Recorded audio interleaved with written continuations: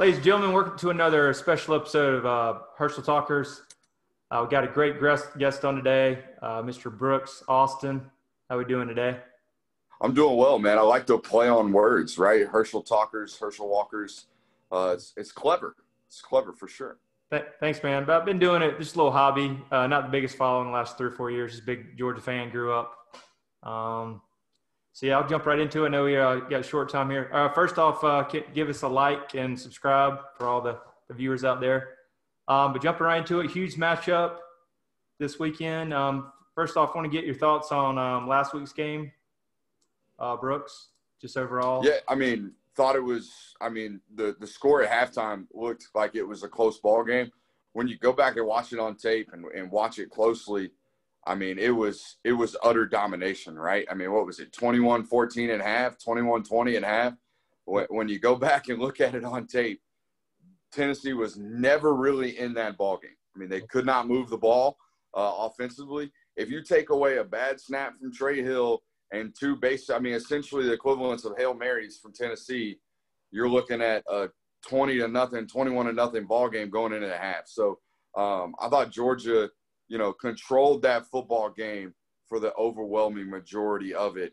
And for the outside viewer, again, if you're just reading the bottom ticker on ESPN and seeing the score updates, it might have seemed like Tennessee was in that ball game, but they weren't at all, in my opinion. They were gifted 15 yards that put them in plus territory thanks to George Pickens squirting somebody with a water bottle. And they were gifted the ball in plus territory on 4th and 1 and immediately took a shot on the very next play. So, to me, it looked like Georgia was hands down dominating that football game. I think they outgained them in the first half, 240 some odd yards to like 120. So that they were flat out dominating that football game from opening snap to closing whistle. The score didn't quite dictate that, but the film does. When you go look at it, that's exactly what it looked like offensively and defensively for Georgia.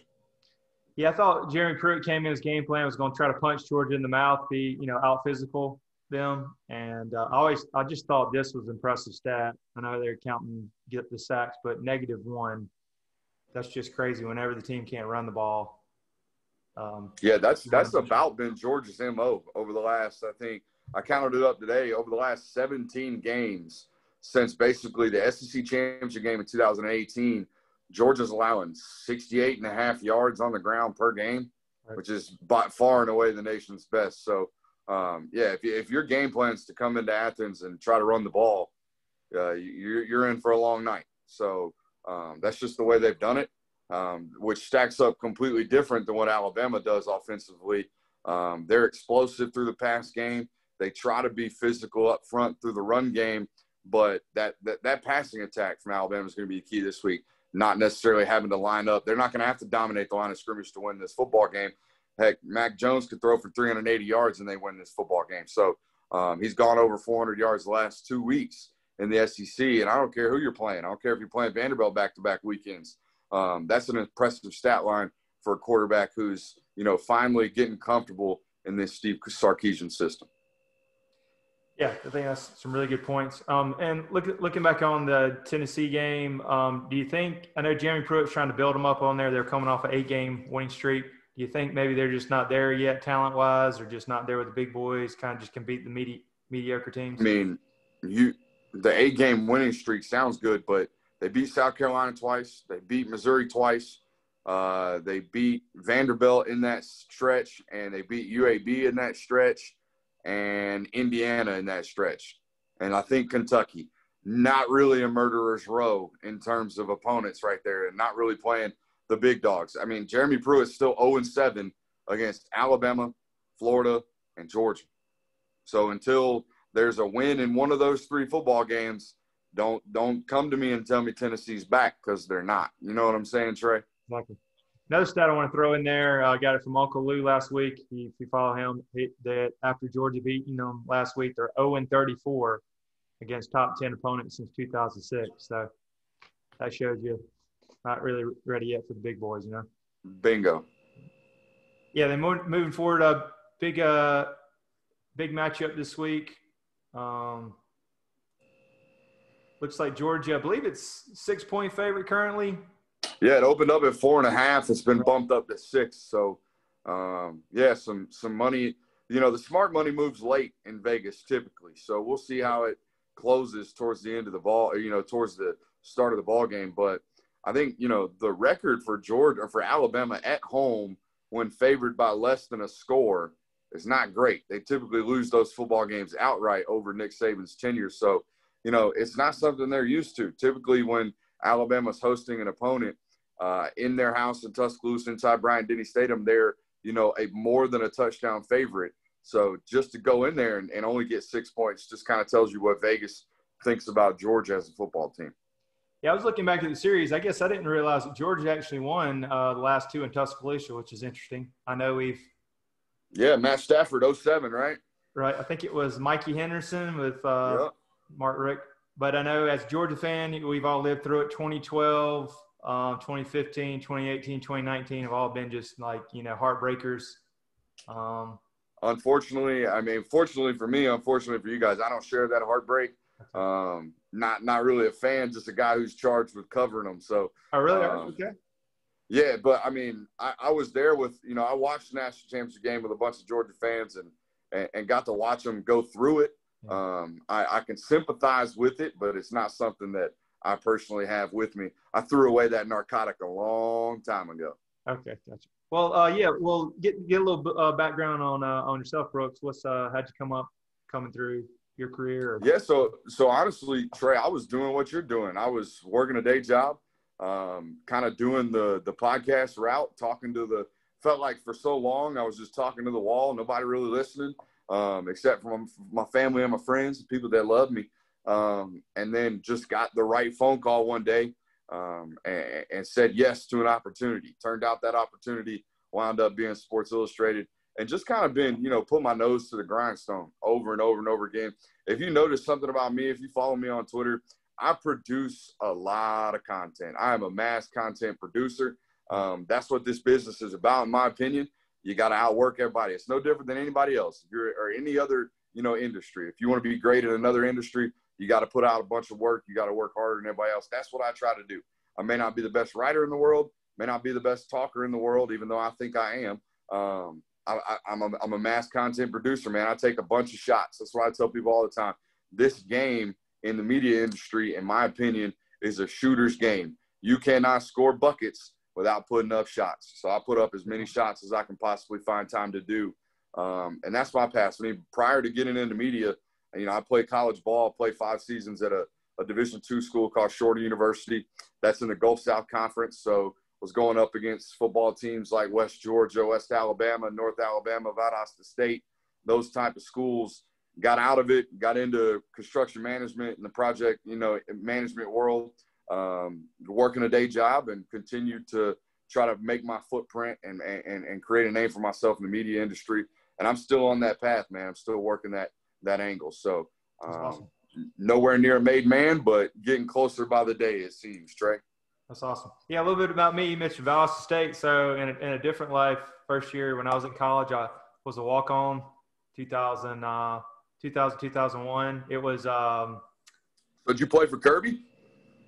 Yeah, a little known fact, like when I went down there, I was a walk-on. I took my VHS tape and he showed it to him, and I sat in the room with him. He probably doesn't remember me. He had his visor on. That was his first TV job there. I think Muschamp was there, and then Chris Hatcher was the coach, and then Dusty Faulkner, if you remember him. I do. Had just transferred from Kentucky, and Jared Lorenzen, rest in peace, beat him out. And I was there. But anyway, when I went there, it's 8 quarterbacks just throwing balls around. I was like, there's no way I'm going to play. I'm going to walk on. So you probably played with Sean Calhoun, yeah, the Carrollton head coach. Yeah, I know all about the Valdosta staff and all that. Yeah, and actually Buster Faulkner was there too, and later played, I think, his like last sophomore. I was there the same year he was. He ended up playing. So small world, everybody. Hey, man, people sleep on that D2 ball, but there's a lot of names that came out of that joker. So, yeah, man, that Valdosta State staff in the early 2000s was low ho ho dead. Exactly. So yeah, looking at the so I've been critical on Stetson Bennett. I'll remember my reaction. I was watching at a friend's house. Just what the hell is he in the game? You know, with everything going on, you had Mathis just was lost. So the big question is, can the mailman lead us to victory against? You didn't go with the can the mailman deliver? I'm asking. But I don't know, man. Here's the deal. I think this football game, and there's a reason Dwan Mathis started to begin the season. I've been saying this over and over again. The conversation about Dwan and Stetson is simple. It is a ceiling versus floor discussion. Whose ceiling provides you the opportunity to win a shootout against a team like Alabama? Dwan Mathis' ceiling provides that opportunity, in my opinion. Whose floor provides you the opportunity to go 9-1 in the SEC? Stetson Bennett. Dwan Mathis' floor is what we saw against Arkansas. I don't think that young man could look any worse as a quarterback than he did in that first 6 series against Arkansas. That's what the floor looks like. I think Stetson is what he is. He's 20 for 28. He's 265 yards. He's, 10 to 12 yards completion percentage. Ain't going to turn the ball over. Not going to make dumb mistakes. And is going to put you in the right position to be a good decision maker. Is he going to make tight window throws? Is he going to win you a shootout? Is he going to do those types of things? I don't know. Is he a glorified Jake? Not even a glorified. Is he a 5'10", more mobile Jake Fromm? Yeah, that's what he is in my opinion. So that's what it looks like for Stetson Bennett. Is he going to win a 35-32 football game against Alabama? I don't know. Is this still a defensive-led football team? 100%. Was it going to be that way with a guy like Dwan Mathis playing at his ceiling? Probably not. Is that why he was starting? 100%. So that's kind of the way I look at it. And the other thing is, I don't know what everybody else is saying, but I know what I'm hearing. JT Daniels isn't quite healthy still to this day. Yeah. If Stetson struggles on Saturday, it ain't going to be number 18 coming off the bench to run in there and save Georgia. It's going to be number 2 thrown out to the Wolves against Alabama on the road. So, and then if Dwan struggles, then they'll have to go to JT Daniels on about 80-85% worth of a leg, it sounds like. So that's kind of where they are offensively right now. I think they're capped by the ceiling of their quarterback, and they are held at will that their defense shows up and plays like the nation's best defense, like they have 90% of the games over the last 2 years. Yeah, that was what I was going to transition to. So as a Georgia fan, I see it down the road. It's going to be hard to beat a team twice. I mean, you never want to lose a game, but I'm thinking – might catch them 3 times this year if you're not careful. Yeah, I was thinking that too. So from your from what do you see is maybe lose a close one and they can get everything together and beat them in the SEC championship game? Because it's hard to beat a Nick Saban team twice, much less once. So what's your thoughts? I think you've got to. I think if you're a Georgia fan, you hope that they play this game tight. They have some confidence leaving this football game that, hey, maybe they lost on the last drive. Maybe they turn it over on their way down to tie the football game in the fourth quarter. What you can't have is to go out in Tuscaloosa and get blown out, and then have to see them in the SEC championship game with zero to very little confidence in terms of whether or not you can beat this Alabama football team. I think best case scenario, you win both, right? I think the actual reality of the fact is that this Georgia offense, and we've seen it, just look how inconsistent they've been over the first 3 games. They're still not comfortable with this system. This system's still being installed from Todd Monken. The reality of the situation, in my opinion, is the football team that Alabama is getting this weekend in Tuscaloosa will be completely different than the offensive football team that they're going to get in the SEC championship game, assuming that both of them meet in Atlanta like we all so believe they're going to. I think weeks 11, 12, 13, and 14 are going to be the strongest and most highest potent version of this Georgia offense moving forward. So, yeah, I think you lose a tight one this week, and then you've got a great chance to knock them off in the SEC championship game on a neutral field with an offense that's comfortable with the system that they are running. How about – I saw a great analysis. In your opinion, just looking at it, I was hoping get through Alabama, whatever happens, and you got Kentucky bye week. Do you think there's any chance maybe Daniels will be ready around Florida, or do you think he's just a lost cause the rest of the year? No, I don't think he's necessarily a lost cause. I just think that, I honestly think if they 100% needed him to play right now, he might be able to. But if Dominic Blaylock's injury did anything to this Georgia medical staff, it's made them be even more conservative, I believe. That kid was cleared, ready to go, and just a freak accident right there on the practice field, a non-contact type of thing, an injury that only happens 5% of the time with a repaired knee. So I think that might have spooked them just a little bit. If they don't need them, they don't need them. And I don't think they're going to rush him back. And you also got to imagine that, with a kid that's been as highly touted as JT Daniels has throughout his college and high school career, that this Georgia medical staff isn't the only medical staff that they have to worry about in terms of giving this kid clearance. I mean, everybody thinks that, the Georgia medical staff didn't do that kid's knee surgery. You know what I'm saying? They didn't repair that knee. The guys out west repaired that knee. So maybe they're the ones that cleaned it up in January too. So I think that's some input coming in too. But we'll see. I think later on in the season, you might see JT Daniels, but that's not to say that Stetson Bennett doesn't come out and win this football game. Who knows? I mean, I'm not putting it past the kid. I believe in his mental capacity. I think he's limited physically, which that's not anything new. Everybody else is saying the same damn thing. So we'll see. If he's undefeated, he ain't coming out of the ball game. I think that's what we know moving forward. All right. And how you see this great Georgia defense matching up with Alabama? And I know they can't stop them, but is there maybe a certain score number they need to keep in, or keep them in a sub 30? To keep them under 30, you got a shot. Because that Alabama defense ain't what it used to be. Obviously, I mean, they gave up, I think, 20 points to Missouri. And I know most of it was late in that game when the game was kind of handled and blown out. But we saw what Ole Miss did to them. But that was with a lot of pace and a lot of distractions. That's not something to look at if you're a Georgia fan. If you're looking at that saying, oh, well, Ole Miss did it, we can do it. That's not the way to go about this, because they're two totally different offenses. So I think, that sub-30 range is what you need to be worried about and what you're thinking about. And then defensively, you're gonna have to stop the run with 6. If you have to add a 7th player into the box, Alabama's gonna flat out torch you through the pass game because their wide receivers are that good. So stop the run with 6, keep them under 30, and don't turn the ball over. That's about it. You do those 3 things, I think Georgia's got a chance to win this ball game. How about Mac Jones, not real mobile, kind of like last year when Joe Burrow, he was able to elude out of the pocket. He was more mobile. Do you think him being kind of a statue back there? I mean, he's accurate, but I just noticed his jersey's been wide a lot this year. Hadn't had a lot of grass. I'll be honest with you. When I watched Mac last week against Ole Miss, I think there's 2 areas of his game that he's improved. He's improved his deep field, down the field passing accuracy. I think he's been a lot more consistent that way. And honestly, he looked like a much better athlete than he did last year. I think there was actually some twitch in that body. So last year he was a statue. I thought if you pushed him off his spot, he was in trouble. This year, I think he looks a little bit, more fleet of foot, if you will. And that may be him just playing a little faster, being more comfortable. But that Joe Burrow was different, man.